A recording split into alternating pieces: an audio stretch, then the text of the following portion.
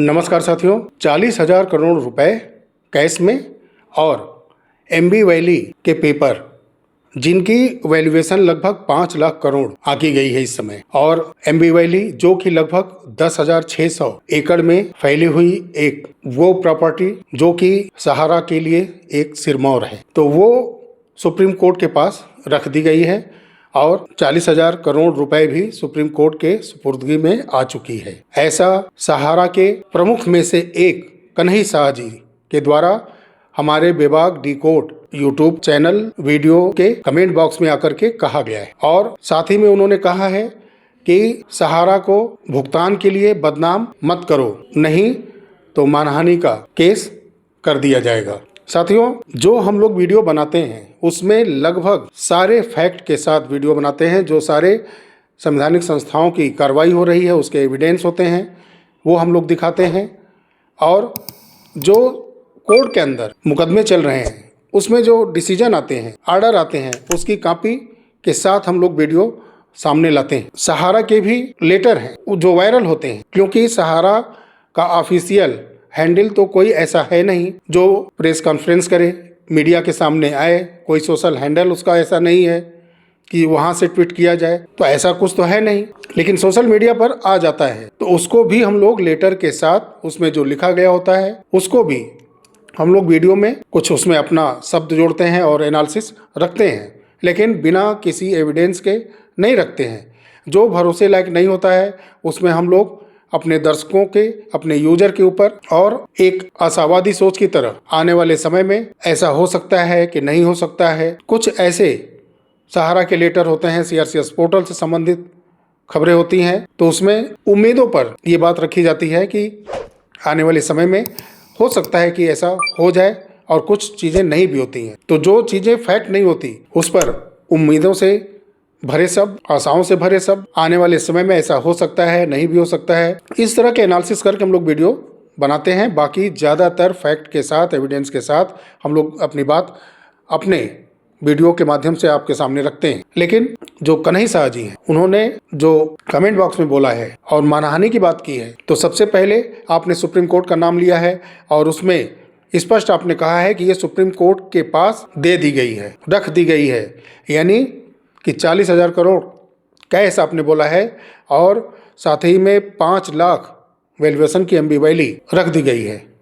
अब इसमें कितनी सच्चाई है ये तो आप ही जानते हैं, क्योंकि आप भी लगभग 1 से 1.5 वर्ष से जितने भी वादे किए हैं, कितने त्यौहार के नाम लिए, इस समय से सहारा आ रही है, वो समय निकल गया, अगला त्यौहार का नाम ले लिया, उस समय से सहारा आ रही है, सब बीतता गया, आपके बात सारे कटते गए। कहाँ से लाते हैं ये सब आप, बिना एविडेंस के ये सब बातें कहाँ से लाते हैं आप? सुप्रीम कोर्ट का नाम लेकर के जो बात आपने बोला है, अगर ये सही नहीं है तो क्या आपके ऊपर केस नहीं बनेगा कि देश की सर्वोच्च न्याय देने वाली जुडिशियल पीठ के नाम पर आप बरगला रहे हैं निवेशकों को? जो आपके वीडियो, आपके कई ऐसे जो कि चैनलों पर जाकर के आप कॉन्फ्रेंस करते हैं, लाइव आते हैं, कई जगह आपने वादे किए, सारे वादे जैसे कटते जा रहे हैं उसी तरह से कहीं ये भी तो नहीं झूठा बात है, और सुप्रीम कोर्ट के नाम पर आप आए हैं अपनी बात रखने के लिए सहारा की तरफ से, तो इस पर भी तो आपके ऊपर केस हो सकता है, क्यों नहीं होगा?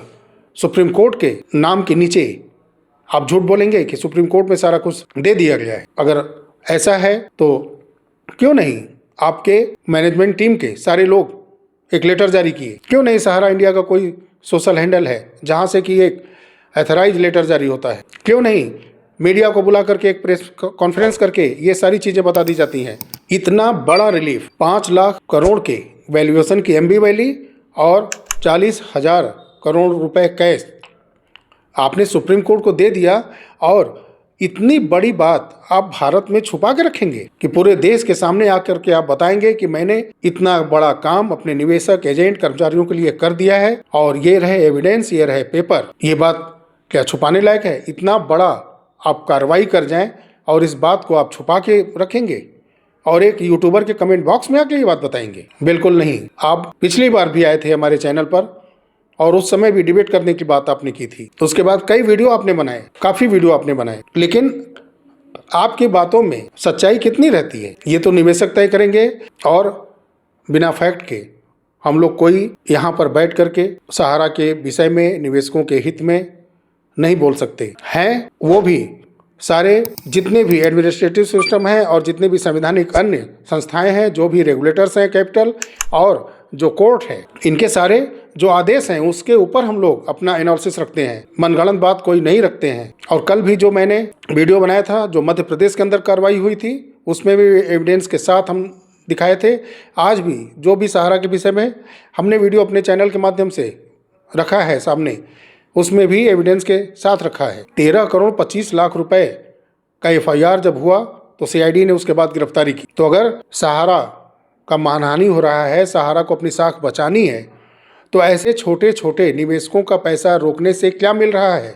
बदनामी के सिवा तो कुछ मिलेगा नहीं। तो मामला जब FIR हो गया तो वहीं पे उसको जा करके सुलझा लेना चाहिए था, पैसा दे देना चाहिए था, बात वहीं खत्म हो जाती। सारे मुकदमों का जड़ तो एक ही है ना कि सहारा पैसा दे नहीं रही है। हार मान के मुकदमे पर मुकदमे निवेशक किए जा रहे हैं। आप ही के निवेशक हैं ना, क्यों हताश होकर के मुकदमे कर रहे हैं? छोटे छोटे पैसे, बक्सर के कंज्यूमर कोर्ट से आदेश होता है, वो पैसा नहीं दिया जाता है, छोटा सा अमाउंट। सिद्धार्थनगर उत्तर प्रदेश से आदेश होता है, वहां भी बिल्कुल सहारा सामने नहीं आती, पैसा नहीं दिया जाता। तो अगर ये सब आप करते रहते, अपने निवेशकों की ही जो कोर्ट कचहरी कर रहे हैं, अगर उनको भी आप पेमेंट देते रहते तब भी इतना बात नहीं बिगड़ता। और आज के वीडियो में भी मैंने यही कहा है कि सारी जो एजेंसियां हैं जो कार्रवाई कर रही हैं और सहारा कोर्ट के पास जाएं और ये आपसी समझौता कर लें, सारे केस को वहीं पे स्टे करके आप मध्यस्थता के माध्यम से भुगतान शुरू करिए। जितने लोग मुकदमे किए हैं उनको पहले सबसे पहले पेमेंट करिए उनका, और पोर्टल उसके साथ साथ रास्ता पूरा खुल जाएगा आपका।